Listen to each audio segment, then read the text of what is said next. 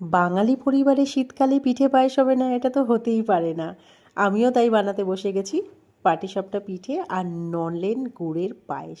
তো প্রথমে আমি কি করলাম, একটু ঘিয়ের মধ্যে কাজু বাদাম আর একটুখানি আমি কিশমিশটাকে না ভালো মতো করে ফ্রাই করে নিলাম, মানে ভেজে নিলাম। তারপরে আমি চালটাকেও একটু ভেজে নিলাম আর চালটা ধুয়ে জল ঝরিয়ে রেখেছিলাম।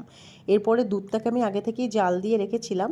তো ওই দুধের মধ্যে আমি প্রথমে চালটা দিয়ে দিলাম, তারপরে দিয়ে দিলাম ওই কাজু বাদাম আর কিশমিশটা, তারপরে এই গুড়টা আমি দিয়ে দিলাম। আর হ্যাঁ, গুড়টা কিন্তু তোমরা দেওয়ার আগে একটু দুধ তুলে নিয়ে গুড়টা একটু দিয়ে চেক করে নিও। অনেক সময় না দুধটা কেটেও যাওয়ার ভয় থাকে যদি গুড় খারাপ হয়। তো দেখো আমার পায়েস আস্তে আস্তে বেশ গাঢ় হয়ে গেছে আর হয়েও গেছে। এবার রেডি করার পালা হলো পাটিসাপটা।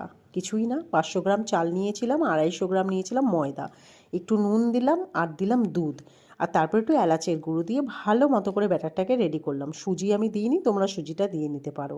আর আমি হ্যাঁ, এই ক্ষীরটা বাইরে থেকে কিনে এনেছিলাম রেডিমেড, আমি বাড়িতে আর বানাইনি এবার। তো যাই হোক, এবার দেখো কি সুন্দর, একদম লেগে যাচ্ছিল না। আমি কি করেছিলাম না, একটু বাটার লাগিয়ে নিয়েছিলাম এই ননস্টিক মানে প্যানে। তার ফলে এত সুন্দর পাটিসাপটাগুলো হচ্ছিল, একটাও লেগে যায়নি।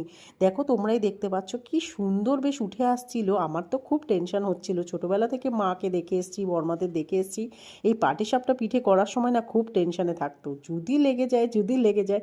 যাই হোক, আমাদের তো এখন অনেক ফেসিলিটি আছে এই ননস্টিকের প্যানের জন্য। বাট আমার না, আমি পরের বছর লোহার কড়াইতে করব। আমি দেখেছি আমার মা বড়মাদের লোহার কড়াইতে না পাটিসাপটা পিঠে করে। এই লোহার কড়াইতে পাটিসাপটা পিঠে খাওয়ার মজাটাই আলাদা। তো দেখো একটার পর একটা আমি সবকটাই রেডি করে নিয়েছিলাম। তো এরপরে ছেলেকেও দিয়েছিলাম যে নাও তুমি টেস্ট করো আগে, কারণ আমার ছেলে এইগুলো খেতে খুবই ভালোবাসে। আর দেখো কতক্ষণ ধরে দাঁড়িয়ে দাঁড়িয়ে এত সুন্দর পাটিসাপটাগুলো আমার সব কটা রেডি হয়ে গেছে। এরপরে ছেলেকেও খাইয়েছি, এরপরে ছিলাম আমি খেয়ে টেস্ট করার পালা। তো দেখো কত সুন্দর, পায়েসটা বেশ ক্ষীর হয়েছে আর পাটিসাপটাটাও এত সুন্দর হয়েছে যে কি বলবো। তো চলো, ভিডিওটা ভালো লাগলে একটা লাইক করো আর চ্যানেলটা সাবস্ক্রাইব। দেখা হবে পরের একটা ভিডিওতে, ততক্ষণের জন্য টাটা, আর ভালো থেকো, সুস্থ থেকো।